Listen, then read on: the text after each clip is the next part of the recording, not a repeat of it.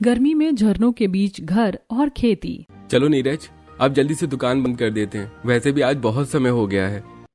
हाँ भैया। सोहन और नीरज दुकान बंद करके घर के अंदर जाते हैं। उनका घर और दुकान साथ में ही होता है। बेटा आज दुकान बहुत देर से बंद किए, देखो तो 11 बज गए। माँ देख रही हो आजकल कितनी लाइन लगी रहती है दुकान पर। अब अगर ग्राहक के सामने ही दुकान बंद कर दूंगा तो ग्राहकी खराब होगी ना, इसलिए। भैया अब ये दुकान की बातें छोड़ो, बड़ी तेजी से गर्मी लग रही है। चित्रा पंखा हाँक दो। इसके बाद चित्रा पंखा लाकर हाँकने लगती है। फैन चलने के बावजूद घर में गर्मी थी। थोड़ी देर बाद पूजा दोनों भाइयों के लिए खाना परोसती है। देर होने की वजह से बाकी सब पहले ही खा चुके थे। फिर दोनों भाई चुपचाप खाने बैठ जाते हैं। बेटा सुना है हमारा घर टूटने वाला है। माँ आप भी ना, अभी अभी तो बैठे हैं खाने और आपने चिंता शुरू कर दी। बेटा चिंता कैसे ना करो, मैंने सुना है कि हमारा पूरा इलाका टूटने वाला है। लोग कह रहे थे कि ये जमीन गैर कानूनी है, सबका घर तोड़ा जाएगा। माँ सच कह रही हैं आप, हमने भी ये बात सुनी है। आज दुकान पर भी कुछ लोग यही चर्चा कर रहे थे। हाँ माँ, अभी पक्का तो नहीं है लेकिन खबर सही ही लग रही है। क्या मतलब है इसका? अगर घर टूट गया तो हम कहाँ जाएंगे? हमारे पास कोई काम भी नहीं, यही दुकान, यही घर, यही सब कुछ है। हाँ दीदी, और छोटे छोटे बच्चे हैं, कहाँ लेकर जाएंगे इन्हें? कैसे रहेंगे हम लोग? मम्मी मेरी जो शादी तय हुई है, अगर ये सब हो गया तो उसमें भी रुकावट आ जाएगी। कौन करेगा शादी ऐसी हालत में? अरे चुप रहो सब, शुभ शुभ बोलो, भगवान सब ठीक करेगा। इतनी जल्दी घबराने से कुछ नहीं होगा। अरे देखो जो होगा देखा जाएगा। अभी खाना खाओ और आराम करो, बेकार की चिंता से कुछ नहीं बदलने वाला। घर में भारी सन्नाटा छा जाता है। सभी के मन में डर और चिंता घर कर जाती है। बाहर गर्मी अपने चरम पर थी और अंदर मन की बेचैनी और भी ज्यादा तपिश दे रही थी। चलो जो होगा देखा जाएगा, अभी खाना खा लेते हैं। दोनों भाई चुपचाप खाना खत्म करते हैं। किसी के चेहरे पर मुस्कान नहीं थी। सबके मन में एक ही सवाल था, अगर घर चला गया तो जिंदगी कहाँ जाएगी। रात गहरी होती जाती है। गर्मी इतनी तेज थी कि पंखा भी हार मान चुका था। सभी बिस्तरों पर लेट जाते हैं लेकिन नींद किसी की आंखों में नहीं आती। अगली सुबह सूरज जैसे आग बरसा रहा था। सुबह के 7 बजे ही दोपहर जैसा लग रहा था। सोनू उठो बेटा, स्कूल के लिए देर हो जाएगी। मम्मी आज बहुत गर्मी, स्कूल नहीं जाना। नहीं बेटा, पढ़ाई जरूरी है, चलो जल्दी उठो। पूजा दोनों बच्चों को तैयार करके खाना खिलाकर स्कूल छोड़ने निकल जाती है। लौटते वक्त गली के बाहर अजीब सा माहौल दिखता है। भीड़ लगी थी, लोग इधर उधर भाग रहे थे और सबसे डरावनी बात, वहां एक बड़ा बुलडोजर खड़ा था। ये क्या हो रहा है? इतनी भीड़ क्यों लगी है? पूजा जल्दी से अपनी पड़ोसन सुषमा के पास जाती है। सुषमा आंटी, क्या हुआ? ये बुलडोजर क्यों खड़ा है? अरे पूजा, सब घर तोड़ रहे, सरकार के लोग आए, पूरा मोहल्ला खाली करवाया जा रहा है। क्या? लेकिन क्यों? पूजा तुरंत अधिकारियों की तरफ भागती है। साहब हमारा घर क्यों तोड़ रहे हैं? हमने क्या गलती की है? हमने 6 महीने पहले ही नोटिस दिया था, ये जमीन अवैध है, अब कार्रवाई होगी। लेकिन हमें तो कोई नोटिस नहीं मिला। नोटिस नगर सेवक के पास दिया गया था, आगे पहुंचाना उनका काम था। ये सुनते ही पूजा के पैरों तले जमीन खिसक जाती है। उसे समझ आ जाता है कि उनके साथ धोखा हुआ है। मतलब हमें जानबूझकर नहीं बताया गया? तभी घर के बाकी लोग भी दौड़ते हुए वहां पहुंचते हैं। साहब थोड़ा वक्त दे दीजिए, हम खुद खाली कर देंगे। नहीं, आदेश है अभी और इसी वक्त। बुलडोजर धीरे धीरे आगे बढ़ता है और एक एक करके घरों की दीवारें गिरने लगती हैं। अरे हमारा घर, हमारी सारी यादें, सब कुछ यही था। माँ जी अब हम कहाँ जाएंगे? पापा अब क्या होगा? इस शहर में हमारा कोई नहीं है, जाए तो जाए कहाँ। कुछ ही घंटों में पूरा मोहल्ला मलबे में बदल जाता है। लोग अपना सामान समेटकर रिश्तेदारों के यहाँ जाने लगते हैं, लेकिन पूजा और उसका परिवार, उनके पास जाने के लिए कोई जगह नहीं थी। यहाँ खड़े रहने से कुछ नहीं होगा, सब हटो यहाँ से, जाओ। मजबूर होकर पूजा और उसका परिवार सड़क पर आ जाता है। धूप इतनी तेज थी कि जमीन जल रही थी। सब धीरे धीरे फुटपाथ की ओर बढ़ते हैं। उनके पास न घर था न सहारा। दीदी बच्चों को देखो, ये तो चल भी नहीं पा रहे। हाँ लेकिन रुक भी नहीं सकते। कुछ दूर चलने के बाद वो देखते हैं कि कुछ लोग फुटपाथ के किनारे टीन और पटरे के छोटे छोटे घरों में रह रहे हैं। क्यों ना हम भी ऐसा ही कोई घर किराए पर ले लें, अभी कुछ पैसे तो हैं हमारे पास। हाँ शायद यही एक रास्ता है, चलो पूछते हैं, शायद कोई जगह मिल जाए। सोहन और नीरज वहां रहने वाले एक आदमी से बात करते हैं। भाई साहब क्या यहाँ कोई छोटा सा घर किराए पर मिल सकता है? अरे भाई मिल जाएगा, लेकिन बहुत छोटा होगा, गर्मी भी बहुत लगेगी। कोई बात नहीं, हमें बस सिर छुपाने की जगह चाहिए। थोड़ी बातचीत के बाद सोहन और नीरज एक छोटा सा टीन का घर किराए पर ले लेते हैं। पूरा परिवार वहां शिफ्ट हो जाता है। जगह कम थी, गर्मी ज्यादा, लेकिन अब उनके पास एक छत थी। पर छोटा है, लेकिन कम से कम हम सब साथ तो हैं। हाँ माँ, जब तक हम साथ हैं तब तक कोई भी मुश्किल बड़ी नहीं है। इसी उम्मीद के साथ उनका नया संघर्ष शुरू होता है। टीन के छोटे घर में पूरा परिवार रहने लगता है। चारों तरफ से गर्मी अंदर घुसती, छत दिन में तवे सी तपती और रात में भी गर्मी कम नहीं होती। फिर भी उस छोटे से घर में एक उम्मीद थी, सिर छुपाने की जगह तो थी। नीरज, कभी सोचा नहीं था कि जिंदगी हमें यहां लाकर खड़ा करेगी। अपना पक्का घर, दुकान सब था, और आज देखो इस टीन के डिब्बे में जिंदगी काट रहे हैं। भैया, सच कहूं तो अब खुद पर भी तरस आने लगा है। इतना सब कुछ बनाने में सालों लग गए और बर्बाद होने में एक भी दिन नहीं लगा। लगता है जैसे हमारी मेहनत की कोई कीमत ही नहीं थी। हाय राम, ये कैसा वक्त दिखा दिया तूने। कभी अपने घर में चैन से बैठते थे और आज इस हालत में आ गए। मेरी बहुओं और बच्चों का क्या कसूर था, क्यों ये दिन देखने पड़े इन्हें। सुमित्रा, रोने से कुछ नहीं होगा, लेकिन दिल मानता भी नहीं है। जिंदगी भर की कमाई सब खत्म हो गई, अब फिर से शून्य से शुरू करना पड़ेगा। पापा जी, हम सब मिलकर फिर से सब बना लेंगे। मुश्किल है लेकिन नामुमकिन नहीं। दीदी, हम तो संभाल लेंगे, लेकिन इन बच्चों का क्या? ये तो अभी समझ भी नहीं पा रहे हैं कि उनके साथ क्या हो रहा है। दिन यूं ही बीतते गए। हर दिन एक नई चुनौती लाता था। कभी पानी की लाइन, कभी खाने की चिंता। जिंदगी हर पल इम्तिहान ले रही थी। एक दिन दोपहर में जब सब अपने काम में लगे हुए थे, तभी अचानक कुछ लोग उनके टीन के घर के सामने आकर खड़े हो जाते हैं। ये लोग?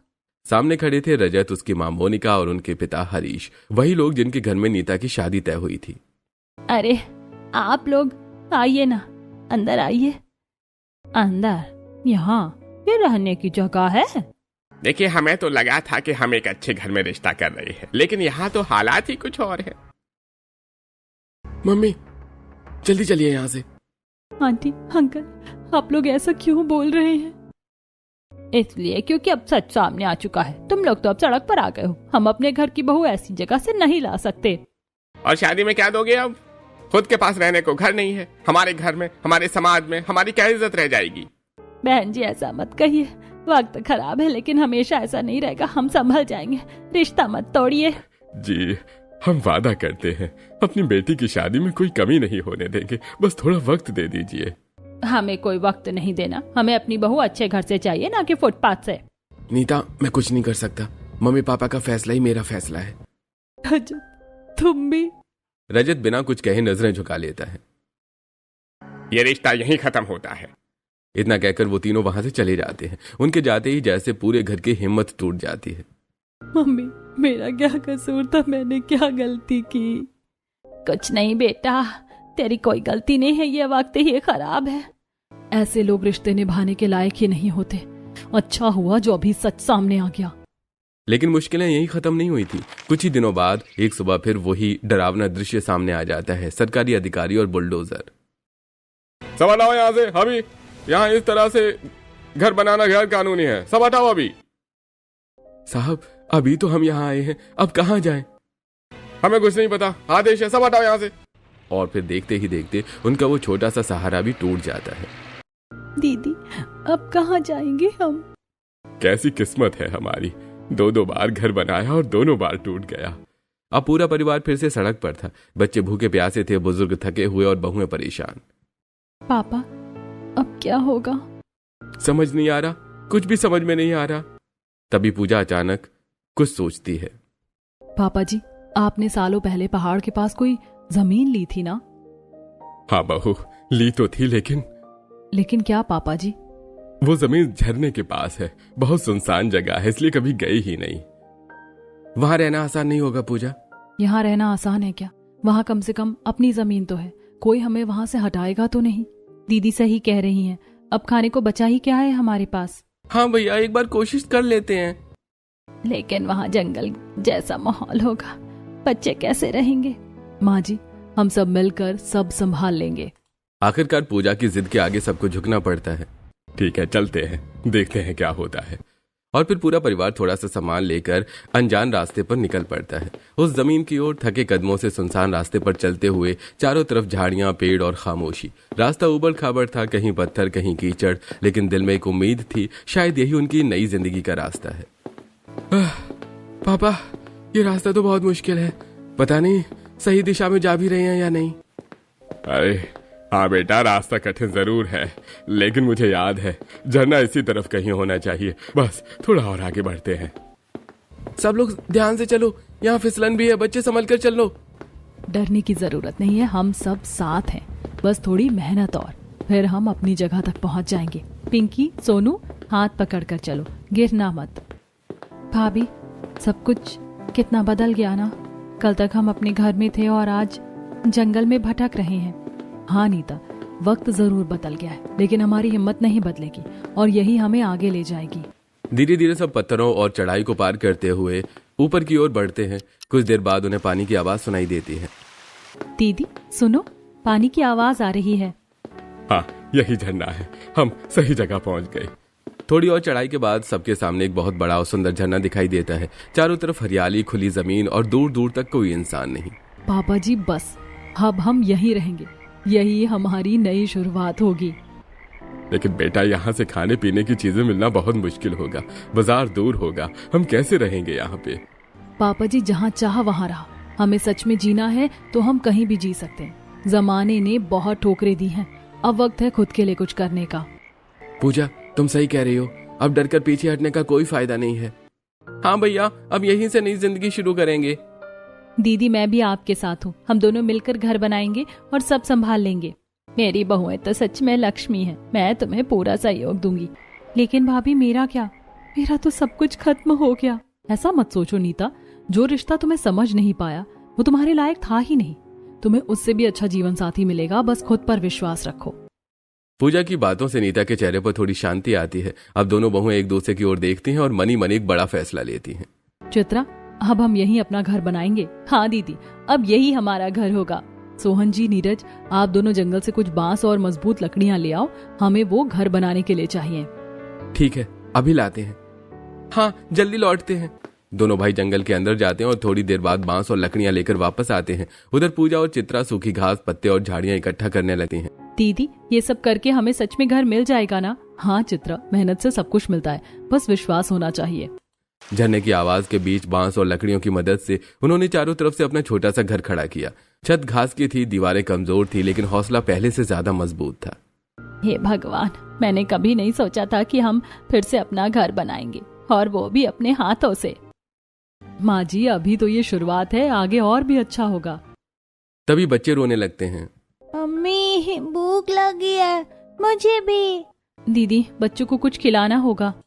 हमारे पास थोड़ा सा राशन बचा है, उससे कुछ बना लेते हैं। पूजा मिट्टी का चूल्हा बनाती है, फिर मिट्टी के बर्तन बनाकर उसमें खिचड़ी बनाती है। पूजा, तुम ये सब भी जानती हो? गांव में बचपन बिताया है, थोड़ा बहुत सब सीख लिया था। थोड़ी देर में खिचड़ी तैयार हो जाती है। बहुत दिनों बाद ऐसा खाना खा रहे हैं, दिल को सुकून मिल गया। खाना खाने के बाद दोनों बहुएं मिलकर अपनी छोटी सी रसोई तैयार करती हैं। मिट्टी के बर्तन एक कोने में सजाए जाते हैं, चूल्हे के लिए एक साफ जगह बनाई जाती है और सामान रखने के लिए मिट्टी की डिब्बियां बनाई जाती हैं। दीदी, हमारी रसोई तो सच में बहुत सुंदर लग रही है। हाँ, छोटा है लेकिन अपना है। बहू, घर तो बन गया, लेकिन यहाँ गर्मी बहुत ज्यादा है, इसका क्या करेंगे? सच में यहाँ तो और भी ज्यादा गर्मी लग रही है। कुछ न कुछ उपाय तो निकालना ही पड़ेगा। हाँ, अब अगला काम यही है, हमें इस गर्मी से बचने का भी जुगाड़ करना होगा। इसी सोच के साथ उनका संघर्ष नई मोड़ पर पहुंचता है। अब उन्हें सिर्फ जीना नहीं, सही तरीके से जीना सीखना था। झरने के पास बने छोटे घर में जिंदगी धीरे धीरे पटरी पर आने लगी। पर गर्मी अब भी बड़ी समस्या थी। दिन में दीवारें तपती, रात में ठंडी हवा चुभती। ऐसे में दोनों बहुएं इसका हल ढूंढने में लग जाती हैं। चित्रा, अगर हमें यहाँ रहना है ना, तो सबसे पहले इस गर्मी का हल निकालना होगा, नहीं तो कोई भी यहाँ टिक नहीं पाएगा। हाँ दीदी, दिन में तो लगता है जैसे घर के अंदर आग लगी हो, और रात में इतनी ठंड की नींद ही नहीं आती। तभी पूजा की नजर पास में पड़ी कुछ जूट की पुरानी बोरियों पर जाती है। अरे चित्रा, ये देखो, ये जूट की बोरियां, अगर हम इन्हें इस्तेमाल करें तो शायद कुछ काम बन जाए। कैसे दीदी? हम इन बोरियों को काट कर दीवारों पर लगा देंगे, और अगर इनमें पानी डलता रहेगा तो घर अंदर से ठंडा रहेगा। वाह दीदी, ये तो बहुत अच्छा उपाय है। दोनों बहुएं तुरंत काम में लग जाती हैं। सुनिए, आप बाजार जाकर कुछ पाइप और जरूरी सामान ले आइए, हमें एक जुगाड़ बनाना है। ठीक है पूजा, तुम जो कहोगी वही करेंगे। लगता है हमारा इंजीनियरिंग का काम शुरू होने वाला है। कुछ देर बाद सोहन और नीरज पाइप और जरूरी सामान लेकर लौटते हैं। पूजा और चित्रा मिलकर पाइप को झरने से जोड़ती हैं और जूट की बोरियां तक ले जाती हैं। जैसे ही पानी की ठंडी धार धीरे धीरे बोरियों से रिसने लगती है, उसी पल घर के अंदर हल्की हल्की ठंडक फैलने लगती है, मानो तपती दीवारों को भी सुकून मिल गया हो। अरे वाह बहू, ये तो कमाल कर दिया तुमने। घर तो एकदम ठंडा हो गया। सच में तुम दोनों ने तो इस जंगल में भी आराम का रास्ता निकाल लिया। पूजा, तुमने तो एसी का इंतजाम कर दिया। एसी नहीं, देसी जुगाड़ है ये। लेकिन रात की परेशानी अभी भी बाकी थी। सभी को जमीन पर सोना पड़ता था। दिन की गर्मी से जमीन तपती और रात में बहुत ठंडी हो जाती। अरे राम, ये बिना बिस्तर के सोना बहुत मुश्किल है। ऐसे तो हम सब बीमार पड़ जाएंगे। दीदी, कुछ करना पड़ेगा, नहीं तो सच में परेशानी बढ़ जाएगी। हाँ, कल कुछ जुगाड़ करते हैं। अगले दिन सुबह पूजा और चित्रा फिर से काम में लग जाती हैं। वो जूट की बोरियों को काट कर और जंगल से घास लाकर एक मोटा और आरामदायक बिस्तर तैयार करती हैं। दीदी, ये तो सच में बहुत अच्छा बन गया। हाँ, अब सब आराम से सो पाएंगे। अरे वाह, ये तो बिल्कुल असली गद्दे जैसा लग रहा है। बहुत अच्छा काम किया तुम दोनों ने। अरे अब तो जंगल में भी हमें किसी चीज की कमी नहीं लगेगी। धीरे धीरे दिन गुजरने लगते हैं। झरने की वजह से घर ठंडा रहता था, लेकिन चुनौतियां अभी भी खत्म नहीं हुई थी। एक दिन बच्चे खेलते खेलते झरने के पास पहुंच जाते हैं। पिंकी, चलो पानी के पास चलते हैं। हाँ। तभी अचानक दोनों फिसलने लगते हैं। सोनू, पिंकी, रुक जाओ। नीता दौड़कर दोनों को पकड़ लेती है और बड़ी मुश्किल से उन्हें गिरने से बचा लेती है। तुम दोनों पागल हो गए हो क्या? अगर गिर जाते तो? वो गुस्से में पूजा और चित्रा के पास जाती है। भाभी, ये क्या हो रहा है? बच्चे अभी झरने में गिर जाते तो क्या होता? आप लोग ध्यान क्यों नहीं रखती? नीता, गलती हमारी है। हम घर के काम में इतना उलझ गए थे कि बच्चों का ध्यान ही नहीं रहा। हमें माफ कर दो, अब से ऐसा नहीं होगा। हाँ, हम और ध्यान रखेंगे।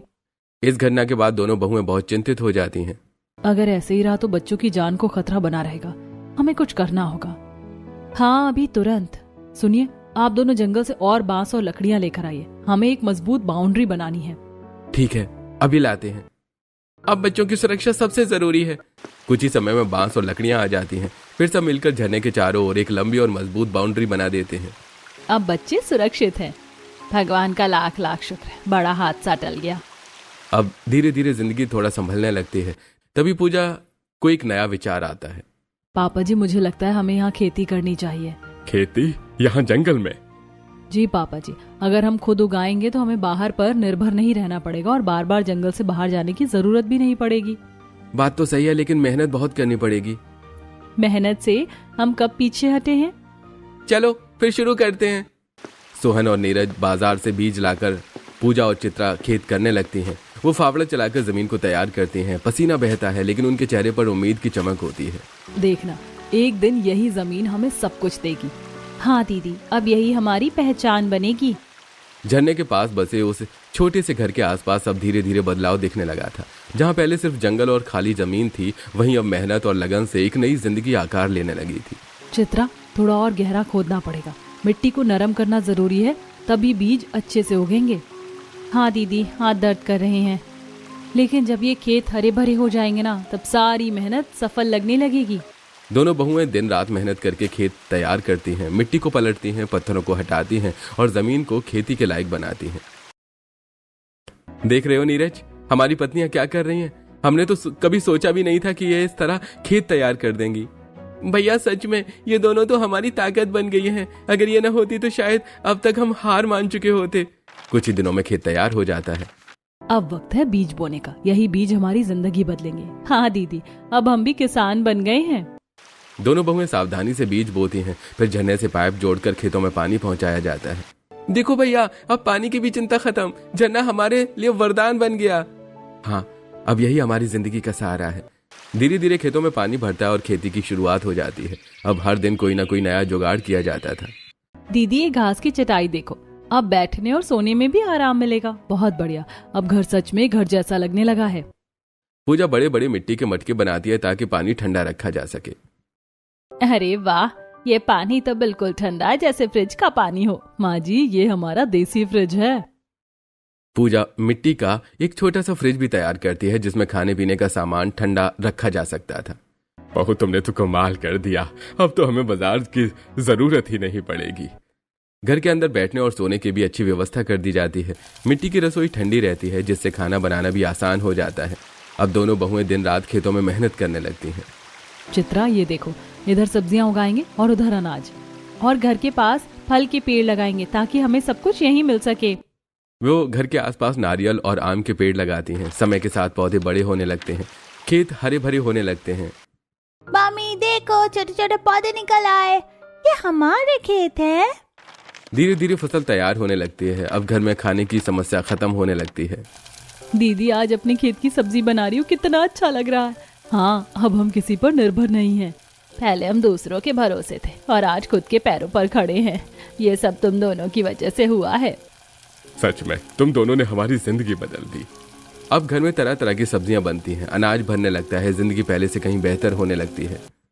बहू, पहले कितना मुश्किल था यहाँ रहना। झरने के पास बच्चों के लिए भी खतरा था, लेकिन तुमने सब संभाल लिया। बाउंड्री बना दी, खेती शुरू कर दी, अब तो सब कुछ बदल गया। माँ जी, ये सब हमने मिलकर किया है। अगर आप सबका साथ ना होता तो कुछ भी संभव नहीं था। और अभी तो शुरुआत है, आगे और भी अच्छा करेंगे। अब लगता है हमने सही फैसला लिया था यहाँ आने का। हाँ, शहर ने हमें ठोकर दी, लेकिन जंगल ने हमें जीना सिखा दिया। झरने के पास बसे उस घर में अब जिंदगी बदल चुकी थी। जहाँ कभी भूख, डर और बेघर होने का दर्द था, वहीं अब सुकून, मेहनत और खुशहाली थी। खेत हरे भरे थे, पेड़ों पर फल आने लगे थे और घर में जरूरतें धीरे धीरे पूरी हो रही थी। कुछ ही दिनों बाद एक दिन अचानक पुराने मोहल्ले की कुछ पड़ोसने उन्हें ढूंढते हुए वहां आ पहुंचती हैं। अरे ये क्या, ये तो पूरा का पूरा नया घर बन गया। और ये खेत, ये पेड़, तुम लोगों ने तो कमाल कर दिया। सच में हमें तो लगा था कि तुम लोग कहीं मुश्किल में होगे, लेकिन यहाँ तो तुम लोगों ने अपनी अलग ही दुनिया बसा ली। ये दीवारें, ये छत, ये सब तुम लोगों ने अपने हाथों से बनाया है। यकीन ही नहीं हो रहा। और ये खेत देखो, कितनी सारी सब्जियां उग रही हैं। ये तो शहर के लोगों से भी बेहतर जिंदगी जी रहे हो तुम लोग। बहू, तुम दोनों ने तो सच में इतिहास बना दिया। इतना सब कुछ खोने के बाद भी हार नहीं मानी, और आज देखो कितनी सुंदर जिंदगी बना ली। हाँ आंटी जी, मजबूरी ने सिखा दिया कि हार मानना कोई विकल्प नहीं होता। जब जीना है तो लड़कर ही जीना होगा। और जब परिवार साथ हो ना, तो हर मुश्किल आसान लगने लगती है। मेरी बहुएं तो मेरी ताकत है। इन्होंने हमें फिर से जीना सिखाया है। अब तो लगता है भगवान ने हमें यहाँ भेजकर सही किया, वरना हमें अपनी असली ताकत का पता ही नहीं चलता। पड़ोसन ने उनकी खूब तारीफ करते हैं। कुछ देर साथ समय बिताकर खुशी खुशी अपने घर को लौट जाती हैं। ऐसे ही दिन बीतते रहते हैं। घर में खुशहाली बनी रहती है। हर दिन कुछ नया सिखाता है। तभी एक दिन अचानक दूर से कुछ लोग आते दिखाई देते हैं। भैया, ये लोग कौन हैं? कहीं पहचान के लग रहे हैं। अरे ये तो रजत और उसके घर वाले लग रहे हैं। कुछ ही देर में वो लोग पास आ जाते हैं। रजत, उसकी माँ मोनिका और पिता गिरीश। आप लोग यहाँ? बहन जी, हम आपसे माफी मांगने आए हैं। उस दिन हमने बहुत बड़ी गलती कर दी। हालात देखकर हमने रिश्ता तोड़ दिया, लेकिन आज समझ आया कि इंसान की असली पहचान उसकी मेहनत और हिम्मत होती है। नीता, मुझे माफ कर दो। मैंने तुम्हारा साथ नहीं दिया, लेकिन अब मैं सब ठीक करना चाहता हूँ। अब माफी मांगने से क्या फायदा? उस दिन जब जरूरत थी तब आपने हमारे साथ रिश्ता तोड़ दिया था। बेटा, हमें माफ कर दो, हम सच में शर्मिंदा। आज देखा तुम लोग कितनी मेहनती हो। इतना खोकर भी हार नहीं मानी, बल्कि नई दुनिया खड़ी कर दी। सच कहें तो अब हमें गर्व होगा अगर हमारी बहू ऐसे घर से आएगी जहाँ इतनी समझदार और मेहनती बहुएं हैं, तो बेटियां भी उतनी ही गुड़ी होगी। लेकिन उस दिन जो हुआ उसे भूलना आसान नहीं है। गलती हर इंसान से होती है, लेकिन अगर कोई अपनी गलती मानकर माफी मांग ले तो उसे एक मौका देना चाहिए। हाँ दीदी, हमें नफरत से नहीं, प्यार से आगे बढ़ना चाहिए। फैसला नीता का होगा, वही बताएगी क्या करना है। अगर आप लोग सच में बदल गए हैं और अब हमें हमारे हालात से नहीं, हमारे स्वभाव से आंकेंगे, तो मुझे कोई आपत्ति नहीं है। धन्यवाद नीता, मैं वादा करता हूँ इस बार कभी तुम्हारा साथ नहीं छोड़ूंगा। आखिरकार दोनों परिवारों के बीच रिश्ता फिर से जुड़ जाता है। अब शादी की तैयारियां शुरू होती हैं। चित्रा, हमें नीता की शादी ऐसी करनी है कि उसे कोई कमी महसूस ना हो। बिल्कुल दीदी, हमारे पास सब कुछ है, अनाज, सब्जियां, हम सब खुद ही तैयार करेंगे। दोनों बहुएं मिलकर शादी की सारी तैयारियां करती हैं। घर को सजाया जाता है, खेतों में ताजी सब्जियां लाई जाती हैं, मिट्टी के बर्तनों में खाना तैयार होता है। मेरी बेटी की शादी है, वो भी इतने अच्छे से। मैंने सोचा भी नहीं था कि ये दिन फिर से देख पाऊंगी। ये सब हमारी बहुओं की मेहनत का फल है। शादी का दिन आता है, पूरा माहौल खुशियों से भर जाता है। आज सच में लग रहा है कि हमारी जिंदगी पटरी पर आ गई है। और ये सब हमारी मेहनत और एकता की वजह से हुआ है। नीता दुल्हन बनकर बहुत सुंदर लग रही थी। भाभी, अगर आप लोग ना होते तो आज ये दिन कभी नहीं आता। अरे पगली, हम हमेशा तुम्हारे साथ हैं और हमेशा रहेंगे। शादी बहुत अच्छे से संपन्न होती है, विदाई का समय आता है। खुश रहना बेटा, और कभी पीछे मुड़कर मत देखना। आज दिल खुश भी है और भारी भी। नीता अपने नए जीवन की ओर बढ़ जाती है। उसकी विदाई के बाद घर में अजीब सा सन्नाटा छा जाता है। आंखें नम थी पर दिल में सुकून था कि बेटी नई जिंदगी की ओर बढ़ गई है। मेरी बेटी चली गई, घर कितना सूना सूना लग रहा है, लेकिन खुशी भी है कि उसकी जिंदगी अब अच्छी होगी। माँ जी, बेटियां तो एक दिन जाती ही हैं, लेकिन उनका प्यार हमेशा साथ रहता है। और अब हमें फिर से अपने कामों में लगना होगा। हाँ दीदी, अब ये घर और खेत पूरी तरह हमारी जिम्मेदारी है। हमें इसे और बेहतर बनाना है। बहुएं झरने के पानी का बहुत ही समझदारी से इस्तेमाल करती हैं। नहाने के लिए, खाना बनाने के लिए, कपड़े धोने के लिए, हर चीज में वही पानी काम आता था। देखो, पहले हम पानी के लिए तरसते थे और आज झरना ही हमारा सहारा बन गया है। और ये सब हमारी पत्नियों की समझदारी की वजह से है। इन्होंने हर चीज का सही इस्तेमाल करना सिखा दिया। बहुएं न सिर्फ घर संभालती हैं बल्कि आसपास के वातावरण को भी साफ और सुरक्षित रखती हैं। अगर हमें यहाँ रहना है तो इस जगह का ख्याल भी हमें ही रखना होगा। साफ सफाई और सुरक्षा बहुत जरूरी है। हाँ दीदी, ये जगह अब हमारा घर है, इसे संभालना भी हमारी जिम्मेदारी है। एक दिन अचानक पुरानी पड़ोसन सुषमा वहां आती है। अरे सुनो, तुम लोगों के लिए बहुत बड़ी खुशखबरी है। क्या हुआ सुषमा? जिन जिन लोगों के घर टूटे थे ना, सरकार उन्हें नई कॉलोनी दे रही है और तुम्हारा नाम भी है उसमें। सच कह रही हो तुम? बिल्कुल सच। तुम लोगों को भी पक्का मकान मिलेगा। हे भगवान, आखिर हमारी सुन ली तूने। अब फिर से अपना पक्का घर मिलेगा। चलिए पापा जी, हमें जाकर देखना चाहिए। पूरा परिवार गांव जाता है। वहां उन्हें 2 कमरों का पक्का मकान मिलता है और उनकी दुकान भी वापस मिल जाती है। नीरज, देखो, हमारी दुकान भी मिल गई। अब सब कुछ फिर से शुरू कर सकते हैं। हाँ भैया, अब हमारी मेहनत रंग लाई है। दीदी, हमने कभी सोचा भी नहीं था कि इतना कुछ खोने के बाद फिर से इतना कुछ मिल जाएगा। मेहनत और विश्वास कभी बेकार नहीं जाते, बस वक्त लगता है। अब पूरा परिवार नए घर में शिफ्ट होकर फिर से दुकान चलाने लगता है। झरने वाला घर भी खाली नहीं रहता, उसे फार्म हाउस की तरह किराए पर दे देते हैं। लोग छुट्टियां मनाने आते हैं और बहुएं खेती की देखभाल करती हैं। इस तरह सब कुछ ठीक हो जाता है और सब खुशी खुशी रहने लगते हैं।